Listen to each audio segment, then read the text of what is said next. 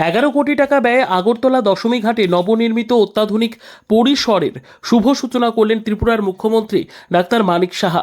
11 কোটি টাকা ব্যয়ে আগরতলা দশমী ঘাটের নবনির্মিত অত্যাধুনিক পরিসরের শুভ সূচনা করলেন ত্রিপুরার মুখ্যমন্ত্রী ডাক্তার মানিক সাহা। উপস্থিত ছিলেন mayor Deepak Majumdar, deputy mayor Monika Das Dutta সহ অন্যান্যরা। মুখ্যমন্ত্রী বললেন, বিগত দিনে দেবদেবীদের মূর্তি বিসর্জনে আগরতলা শহরবাসী নানান প্রতিকূলতার সম্মুখীন হতো। অনেকদিন ধরে ত্রিপুরা বিজেপি সরকারের প্রয়াস ছিল এই সমস্যার একটি স্থায়ী সমাধানের। অবশেষে সেই শুভক্ষণের সাক্ষী হতে পেরে মুখ্যমন্ত্রী ডাক্তার মানিক সাহা অত্যন্ত আনন্দিত বোধ করছেন। দশমী ঘাটে আসা, আমরা যখনই প্রতিমা নিরঞ্জনের কথা চিন্তা করতাম তো অনেকটা আটকে উঠতাম যে কোথায় শেষ হবে, সেখানে গিয়ে কি সেই পিকচারটা কিন্তু আমাদের কাছে ছিল যে দশমী ঘাটে গেলে এইরকম একটা দৃশ্য। কিন্তু আজকের তারিখে এসে কেউ কিন্তু বলতে পারবে না যে ডেভেলপমেন্টের কোন জায়গায় কোন স্তরে আজকে আমরা পৌঁছেছি। আমাদের ডাবল ইঞ্জিনের সরকার আমাদের সবসময় বলা হয়, মাননীয় প্রধানমন্ত্রীজি বারবার বলছেন যে মানুষের স্বার্থে আমাদের কাজ করতে হবে, মানুষের সুখ সুবিধা, এবং এর জন্যে আমরা সবাই জনপ্রতিনিধি, আমাদের সরকার, এবং সেই দিশায় কিন্তু আমরা কাজ করছি।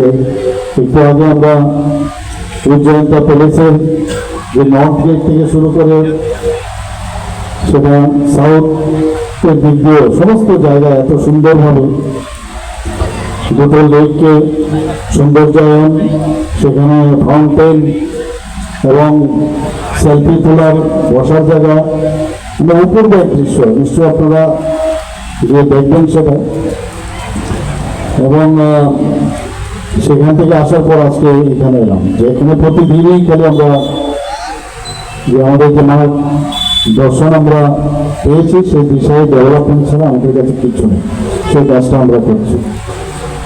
এখানে এই রিভারফ্রন্ট ডেভেলপমেন্টের প্রজেক্টে কত যে আমাদের সুবিধা,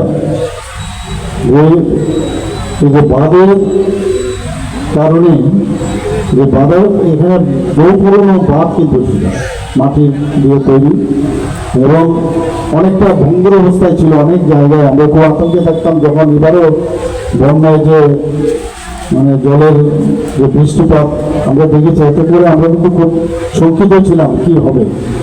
তো সেই জায়গায় এই ধরনের যখন প্রজেক্ট এখানে আজকে এখানে উদ্বোধন হলো, তাতে করে আমাদের যে বন্যায় ক্ষয় প্রতিরোধ সেটা কম আমরা করতে পারবো, এবং এই নদীর ভাতটিও কিন্তু অনেক শক্তিশালী হবে। এটা কিন্তু অনেক, আপনারা নিজেরাও দেখেছেন যে কত চওড়া হয়ে গেছে বাঁধটা, এবং যেভাবে এটাকে তৈরি করা হয়েছে আপনারা নিজেও দেখেছেন, অনেক স্ট্রং। এটা খুব আগের মতো যেমন বাঁধটা যেমন ছিল সেরকম না।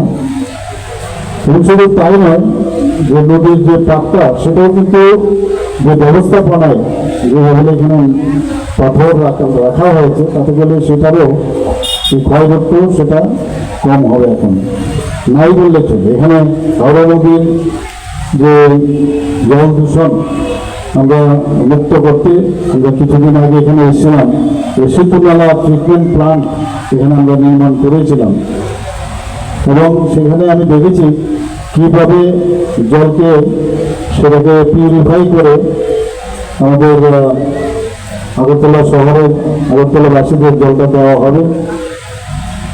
আমরা জানি যে এই যে হাওড়া নদী, এটা কিন্তু আমাদের বলা যায় যে প্রাণ কেন্দ্রে দিয়ে প্রবাহিত হয়, আগরতলা শহরের প্রাণ কেন্দ্র দিয়ে প্রবাহিত হয়, এবং এর থেকে কিন্তু আমাদের পরিশ্রিত পানীয় জল এর থেকে কিন্তু আমরা পাই।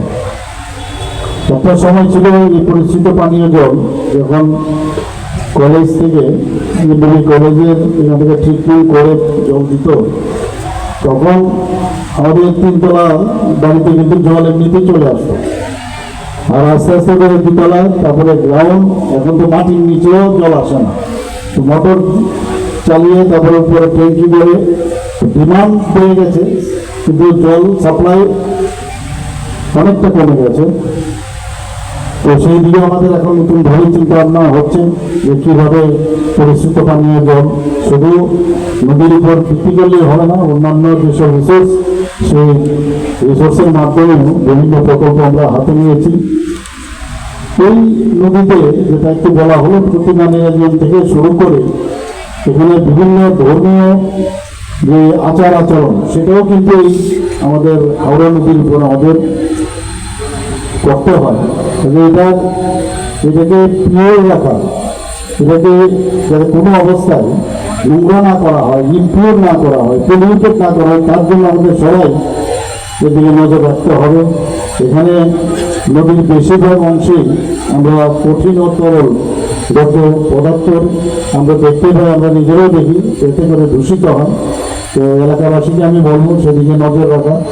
সরকার এগুলো করবে, কিন্তু সরকারের সাথে সাথে যারা স্থানীয় বাসিন্দারা আছে তারাও সেই দায়িত্ব তারা নিতে হবে। Bureau report, PB news.